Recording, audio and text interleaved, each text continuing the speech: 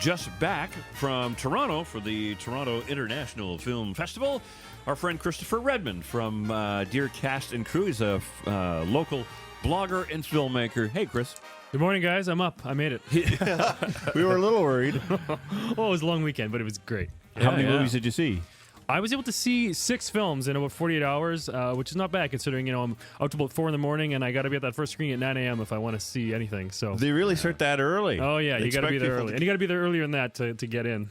Are there now? They're getting more and more big films at Toronto International Film Festival. What did you see that was huge there? Yeah, so let me start off with maybe what I didn't see that people are talking about. One of the big things, good thing about the festival is you're always talking to people and finding out what'd you see. Right. And the big films people are buzzing about. Obviously, there was the opening film, The Fifth Estate, which in great TIFF tradition, the opening film, bit of a letdown from what I hear, but it's still something I'm looking forward to see because I'm interested in that whole WikiLeaks story. Right. There's the new film with George Clooney and Sandra Bullock called Gravity, getting a lot of buzz. This takes place in space, and basically Sandra Bullock's just apparently floating around in space for a long time.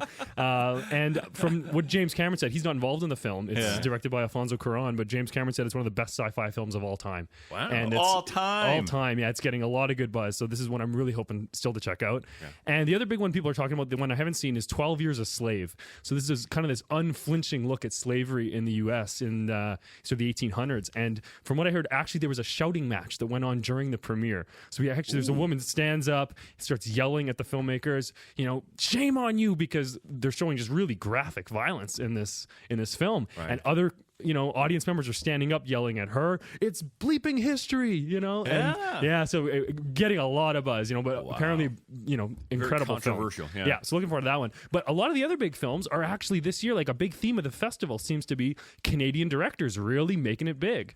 So a lot of the big films were actually directed by Canadians, ones I was able to see. Right. Movies like Dallas Buyers Club with Matthew McConaughey, sort of like a story of like Philadelphia, remember, with Tom Hanks, takes place in the late 80s, early 90s, story of AIDS, but instead of taking place so much in courtrooms, it's more in rodeos and seedy hotel rooms. Right. But a really impressive film, really fun about this guy who kind of becomes this unlikely hero in the AIDS community. Right. And Matthew McConaughey must have lost 60 pounds for this thing. He's rail thin 60. throughout. It's unreal. And he was at the festival and still looking fairly thin. Yeah. So he hasn't gained it all back for sure. But this is a great film. Like, incredible performances. Some of the top performances you'll ever see. Really? So Oscar worthy, probably? Oh, completely. It'll be a big shame if him and Jared Leto as well, who plays the co-star in kind of this transvestite throughout the film. And definitely come up award season. This is one to check out. What's the Canadian connection there? So the director there is Jean-Marc Vallée. Okay. He's a Quebec filmmaker. Okay. And he directed the film. Really great one.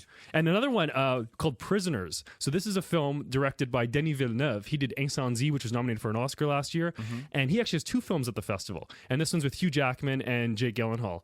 About Hugh Jackman and Terrence Howard play dads, and their daughters go missing, and so it's about Jake Gyllenhaal as a detective trying to find them. And the director, he was there for the opening and gave the best introduction I've ever heard for a film.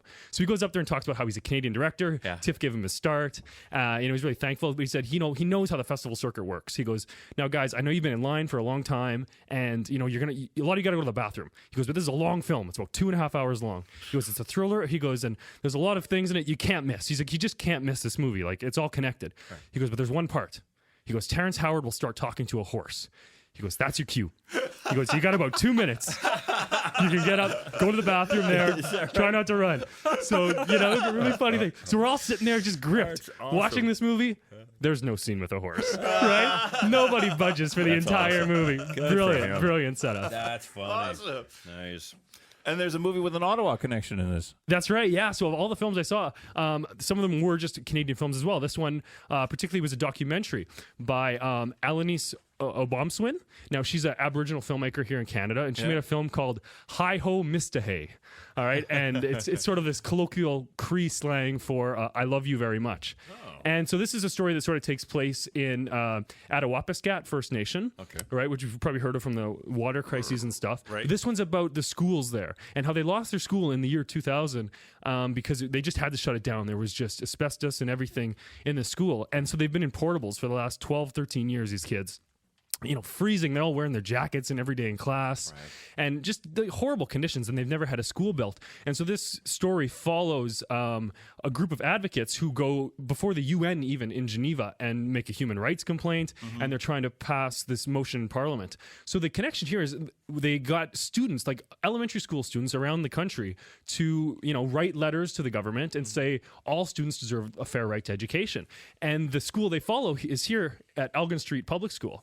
And so you actually see these kids marching on Parliament Hill on behalf of Attawapiskat First Nation, and we see their reactions as well. So it's a really great story.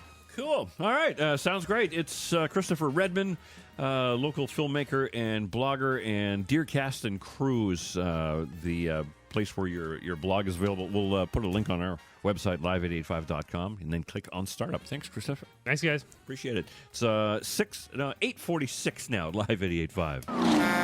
Ottawa traffic on Live 88.5. There's collisions on Canaan Road at the 170.